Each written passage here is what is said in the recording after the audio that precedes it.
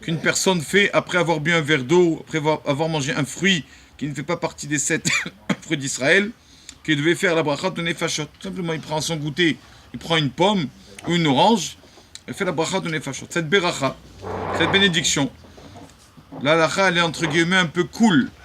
C'est-à-dire cool. Par exemple, une personne n'est pas obligée de s'asseoir pour la faire. Il peut la faire quand il est debout.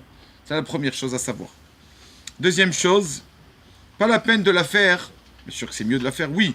Mais si, par exemple, il mange à un endroit où il y a du monde, et il n'arrive pas à se concentrer pour faire nefashot. Il préfère, il dit, quand j'irai dans 5 minutes, j'irai au bureau, et je ferai ma prière nefashot tranquillement. Alors pour ça, il peut. C'est pas la peine de faire la bracha où il a consommé l'aliment nefashot. Alors que les autres prières, à la mechia, au birkat, faire à l'endroit où tu as consommé, tu dois faire la bénédiction. Mais nefashot, non, tu peux le faire autre part. Souvent, on a vu comme ça, voilà, des rabbanim comme ça, parce que justement, il a la kavana, ils seront plus concentrés quand ils feront la prière autre part. Une personne qui a mangé des fruits, pommes, oranges, je sais pas, il doit faire nefashot.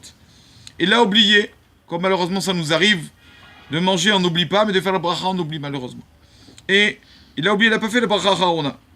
Il a 72 minutes, c'est-à-dire 1h12 pour faire cette bénédiction s'il a oublié. Du moment où il a fini de manger, il a 72 minutes. Si c'est rappelé dans les 72 minutes, voilà. Il peut faire la bracha. Si après 72, non, il ne peut plus faire cette bracha. C'est pour ça, il dit, le mieux, comme toujours d'ailleurs, dès que tu as fini de manger, fais ta bracha nefashot qui dure quelques secondes. Comme ça, tu es sûr que tu n'as pas oublié. Ravve shalom, qu'on ne soit pas des personnes qui ne remercient pas Kadosh Baruch Hu pour tout le bien qu'il nous donne. Donc dès que tu finis, tu fais nefashot et tu es tranquille. Voilà. Aujourd'hui, la Lula, encore Baruch Hashem, heureusement qu'on a les tzadikim.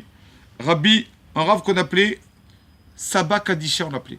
Le saint grand-père, pour dire Saba Kadisha.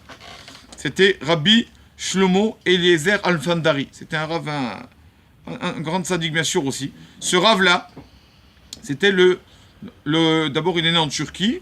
Après il a été le grand rabbin de Damasek en Syrie. Et après il est arrivé à Tzfat. Ça fait à peu près 150 ans, 200 ans qu'il était ce rave. Ouais, 150 ans, pas 150 ans. Et ce rave-là, il a dit, je sais à quelle tribu j'appartiens. Je suis descendant de Betzalel, fils de Uri, de la tribu de Yehuda. Quel rave qui peut dire comme ça? Il savait. Donc, hier, justement, on parlait de ça ici, que personne, on ne sait pas à quelle tribu on appartient parmi les 12 tribus du peuple d'Israël. Lui, il savait. Des descendants de Betzalel, fils de Uri, la tribu de Yehuda. Donc, quand il s'est marié, qu'est-ce qu'il a fait à la maison? Direct à la maison, après le mariage, 10 enfants. Comment 10 enfants direct après le mariage? Tous les orphelins qu'il avait dans la ville, il les prenait chez lui. Comme leur père. Donc sa femme n'a pas eu le temps après le mariage de s'habituer à 1, 2, 3. Direct, 10 enfants après le mariage. Il a fait beaucoup de bien. Il est arrivé à Tzfat en Israël, parce qu'il y avait une grande dispute, discorde entre là-bas des personnes politiques. Il a dit, je vais faire le shalom. Quand il est rentré en Israël, il a dit, je suis rentré en Israël, j'ai pas le droit de ressortir. Il est resté en Israël, il est resté là-bas, habité à Tzfat.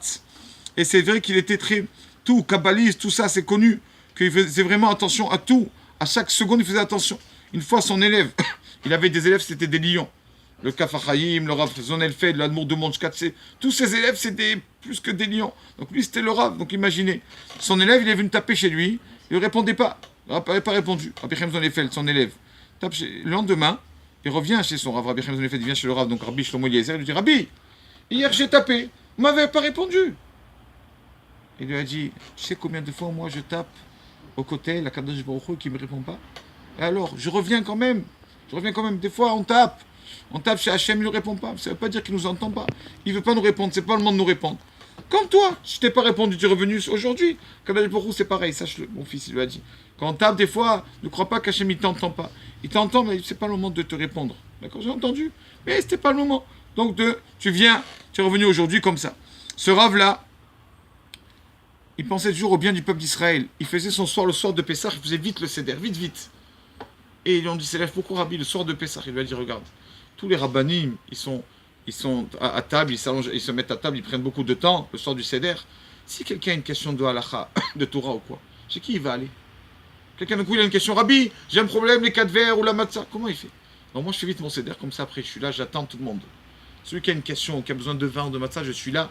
Je suis là pour tout le peuple. Ceux qui veulent, ils viennent à ma maison. Et comme ça. Et bien sûr, le dernier Pessar de sa vie, il a dit, là, je prends le temps. Je prends le temps. Cette année, je prends. Et sa femme lui dit, pourquoi? Il dit, tu comprendras. Bientôt, dans 2 mois, tu comprendras.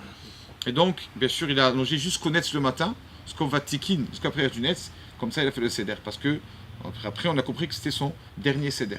Il est mort à 108 ans. 108 ans, il est mort. Il n'a jamais eu besoin de lunettes. Tellement que c'était quelqu'un de Kadosh. Le Kadosh, il a vu, attention à ses yeux. Pas besoin de lunettes. Ça ne dépend pas toujours de ça. Mais lui, il n'a pas eu besoin de lunettes. Il est Niftar, donc le 22 Iyar. Il a fait normal. Il est resté toute la nuit réveillé. Il a étudié. Est arrivé le moment de la prière. Ou pas, il a mis son talit de Fidin. Il a fait sa prière. Il était dans son salon de sa prière. Il est arrivé au schéma. Il a fini le schéma. Niftar comme ça. Mamash, il s'est fait le schéma tout seul. Il n'a même pas fait la Hamida. Il fait que le schéma comme ça. Un nom de Tzadik. Pour montrer la grandeur de Tzadikim, sachez que ce Rav, je ne sais pas quel âge il avait, il a rencontré Baba Saleh. Et il a demandé à Baba Saleh de le bénir. Je ne sais pas quel âge avait Baba Saleh, je ne sais pas. Mais 30-40 ans maximum, ça c'est sûr. Il lui a dit bénis-moi. Pour montrer la modestie des grands tzadikim, il demande à des plus petits qu'en âge de se faire bénir. Et lui, ce Rav, quand il était à l'hôpital, il était allongé, ses élèves, dont un, Rabbi Chaim Zonefeld, qui était aussi, il s'est assis par terre. Et pourquoi tu t'assois par terre? Il a dit comme ça, Rav, vous n'avez pas d'excuses pour pas me bénir. Vous êtes dans votre lit, Rav, vous mettez la main comme ça, voilà, je suis là par terre, vous ne pouvez pas. Et il a dit bon, ça va. Il a béni Rabbi Chaim Zonefeld, qui était aussi. Donc son mérite nous protège. Amen.